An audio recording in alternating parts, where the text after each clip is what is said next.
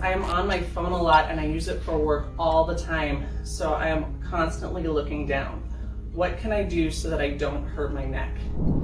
Now, this is something where if you know you're on your phone a lot and you're doing that forward head, it might not hurt you now, but you also know that's probably not going to be a good thing for a long period of time. Eventually that is going to start to bother you. And so the best things you can do, one, change and adjust your position. So if you can start to hold your phone up a little higher, change that focal point so that way you're not having to look down so much. Hold your sheet up, that can be helpful. And then if not, or if you're trying to do that, supplementing with the exercises.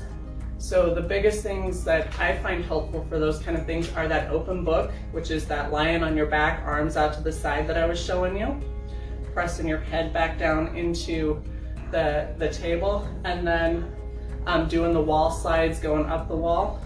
Those are the ones that I find the most helpful. The last one I will show you for that is basically changing and going into that opposite position. So instead of being where you're forward looking on your phone, lying back, and usually you do this like crossways on the end of your bed, but sliding to the edge and just letting gravity let your head extend off. So you're just trying to get yourself out of the position that you're in and into the opposite position so that that can reset. And you will hold that for about 60 seconds.